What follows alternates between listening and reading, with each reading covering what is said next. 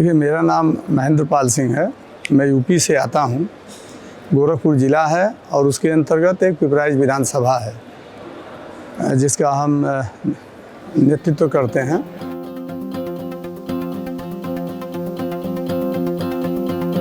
तो बेसिकली हमारा शुरू से व्यवसाय का काम रहा है, लेकिन हमारे जो आदर्श रहे हैं वो उत्तर प्रदेश के यशस्वी मुख्यमंत्री योगी आदित्यनाथ जी रहे हैं। उनकी प्रेरणा से 2005-06 में सरगावा से ब्लॉक प्रमुख हमारी पत्नी जो है बनी थी और तभी से हम लोगों का राजनीतिक करियर शुरू हुआ था।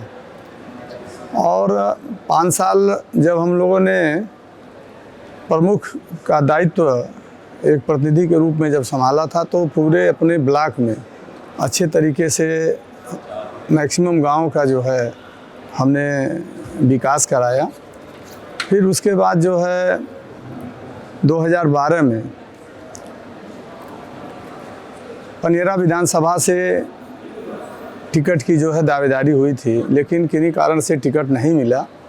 फिर भी हम पार्टी के कार्यों में लगे रहे। 2017 में पिपराइच विधानसभा से भारतीय जनता पार्टी ने परम पूज्य योगी आदित्यनाथ महाराज जी के आशीर्वाद से हमें टिकट मिला और काफ़ी धनबल और बाहुबल के खिलाफ चुनाव लड़ करके 2017 में 13,000 मतों से हम लोगों ने जीत दर्ज की थी। और लगातार 5 साल तक 2017 से 2022 तक लगातार हम लोगों ने जो है अपनी विधानसभा में हमेशा लोगों के लिए कार्य किया। मेरा कार्यालय जनता के लिए 9:30 बजे से और जब तक जनता आती है तब तक खुला रहता है। उसके बाद हम सब गांव में लोगों के बीच में जाते हैं, वहाँ भी उनकी समस्याओं को सुनते हैं। और विकास के कार्य तो हमारा पिपराइच विधानसभा इतना पीछे था कि 2017 के पहले वहाँ विकास नहीं हुए थे, लेकिन 2017 से 2022 के बीच में हमारे वहाँ बंद पड़ी पिपराइच चीनी मिल चालू हुई। वहाँ एक पुल था, कोलवा घाट का पुल, उसका निर्माण हुआ। 1994 से उसकी डिमांड चल रही थी, लेकिन 2017 में वो पुल बना। ITI कॉलेज बना और एक आयुष विश्वविद्यालय भी हमारे विधानसभा में बना, जिसका परिणाम रहा विकास। और हम लोगों का जो उत्तर प्रदेश के मुख्यमंत्री जी का जो सुशासन था और जो लगातार हम लोग जनता के बीच में थे, तो 2022 का जो चुनाव हम लोगों ने जीता, तो उसमें हम लोगों ने करीब 65,000 वोटों से हमने वहाँ जीत दर्ज की। और 2022 में दूसरी बार विधायक बनने के बाद उसी ऊर्जा के साथ हम अपने विधानसभा में लोगों की सेवा निरंतर आज भी हम कर रहे हैं। और मुझे जो काम करने का जनता के बीच में जो मेरा एक जनता से लगाव है, तो मैं अपना पूरा समय जनता को देता हूं। और जैसा मैंने बताया कि 2022 में इतना अच्छा परिणाम मिला है, यही मेरा राजनीतिक जो है सफ़र है। 2005 से शुरू होता है और 2022 में दोबारा हम विधायक चुन करके आते हैं, यही है।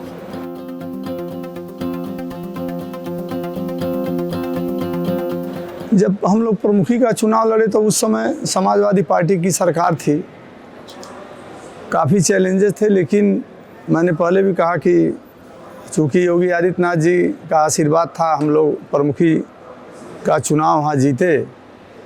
और मैंने अपने इसी पीछे के वक्तव्य में मैंने कहा कि धनबल और बाहुबल के खिलाफ हम लोगों ने 2017 में चुनाव लड़ा था। काफ़ी चैलेंजेस थी, क्योंकि पिपराइच विधानसभा काफ़ी बिगड़ चुका था।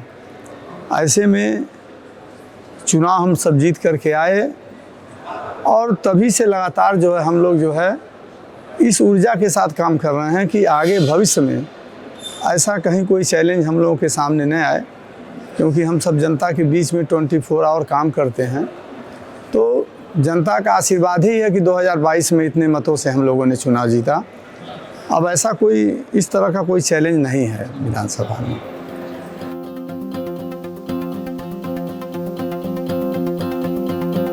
जब पहली बार हम सब चुनाव लड़े तो हम सब जब जनता के बीच में जब जा रहे थे तो ऐसा लग रहा था कि हम सब चौथे नंबर पर हैं। वो पल जो है आज भी मुझे नहीं भूलता है कि मैं जब सुबह से लेकर के शाम तक 12 बजे 1 बजे रात तक जब हम लोग लौट करके आते थे विधानसभा में क्षेत्र में प्रचार के बाद, तो ऐसा लगता था कि हम सब बहुत पीछे हैं। लेकिन मेरे अंदर जो इच्छा शक्ति थी, जो विल पावर था, वो अंदर से कहीं न कहीं मुझे मजबूती प्रदान किए हुए था कि चुनाव हम ज़रूर जीतेंगे। लेकिन वो क्षण मुझे नहीं भूलता है कि जब ये लोग कहते थे कि आप चौथे नंबर पर हैं। लेकिन मैं आदरणीय मोदी जी का, उनका जो 2014 से और 2017 में हम सब चुनाव लड़े थे, जो 3 साल का कार्यकाल रहा अपने केंद्र सरकार का, उसके बदौलत एक अच्छी केंद्र में सरकार चल रही थी। जनता का परसेप्शन इतना अच्छा आया कि हम सब चौथे से 1 नंबर पर आकर के हम सब चुनाव जीते। वो चीज़ मेरे मतलब जीवन में वो चीज़ें कभी भूलती नहीं हैं कि सब लोग कहते थे कि अरे तो चौथे नंबर पर हैं। लेकिन चौथे से 1 नंबर पर पिपराइच की जनता ने मुझे पहुंचाया। मैं आपके माध्यम से कहना चाहूँगा कि मैं पिपराइच विधानसभा की जनता का आभारी हूँ कि जिन्होंने शीर्ष नेतृत्व पर विश्वास करके एक साधारण व्यक्ति को 2017 में जो चौथे नंबर पर लोग आकलन कर रहे थे, 1 नंबर पर 13,000 मतों से जिताया और 2022 में 65,000 मतों से चुनाव जिताया।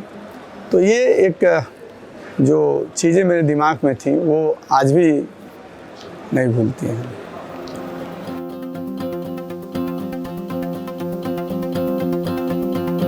देखिए, हमारे आइडियल तो 2 ही हैं। केंद्र में हमारे मोदी जी हैं और प्रदेश में हमारे गुरु हैं, जिनको हम अपना सब कुछ मानते हैं, अपना आदर्श मानते हैं, जो एक पीठ के महंत भी हैं और आज उत्तर प्रदेश का नेतृत्व कर रहे हैं। मैं उन्हीं को अपना आइडियल मानता हूं और उन्हीं के बताए हुए रास्तों पर मैं चलता हूं।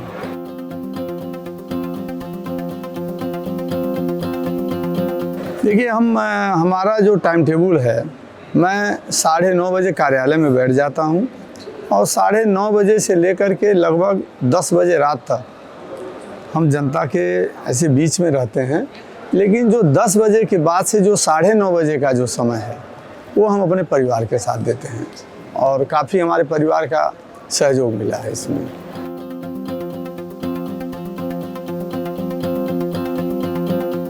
देखिए, सबसे बड़ी ताकत तो हमारा जो कर्म है, जो हम करते हैं, और जो एक प्रेरणा जो हमें अपने जो गुरु हैं उनसे जो मिलती है, वो हमारे लिए सबसे बड़ी ताकत है। क्योंकि एक सांसद के रूप में जिस तरह से योगी आदित्यनाथ जी लगातार 9 बजे से लेकर के और रात तक जनता के बीच में रहते थे, उसी ताकत को लेकर के, उन्हीं के उस आदर्शों को लेकर के हम भी वही काम उन्हीं की उसको जो आगे अपने उसमें बढ़ा रहे हैं। तो और दूसरा जो है, सबसे बड़ी ताकत हमारी जनता भी है। जनता विश्वास करती है हमारे ऊपर, तो उसी के बल पर जो है हम ये कार्य कर रहे हैं।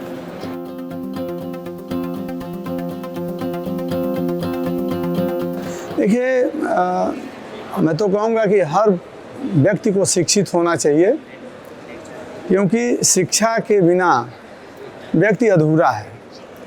आप ज्ञान प्राप्त करिए और जिस क्षेत्र में आप जाना चाहते हैं उस क्षेत्र में जाएं। पॉलिटिक्स कोई बुरी नहीं है। आप पॉलिटिक्स में जाना चाहते हैं तो आप पॉलिटिक्स में जाइए, जनता की सेवा करिए, सरकार की सभी सुविधाओं को जनता तक पहुंचाइए बिना भेदभाव के। और जो शिक्षा के क्षेत्र में टीचर बनना चाहता है, इंजीनियर, डॉक्टर, IAS, PCS, तो उनके लिए भी मैं यही कहूँगा कि अच्छे तरीके से पढ़ाई करें, पढ़ लिख करके आगे बढ़ें और अपने भविष्य को वो जिस क्षेत्र में चाहते हैं, चाहे वो पत्रकारिता का क्षेत्र हो या सर्विस का सेक्टर हो या राजनीतिक क्षेत्र हो या स्वयं का उद्योग अपना लगाना चाहें, तो जब शिक्षा रहेगी तभी व्यक्ति अपने जीवन में कुछ कर सकता है। तो शिक्षा हर व्यक्ति के लिए ज़रूरी है और सबको शिक्षित होना चाहिए। मैं अपने युवाओं से यही कहूँगा। धन्यवाद।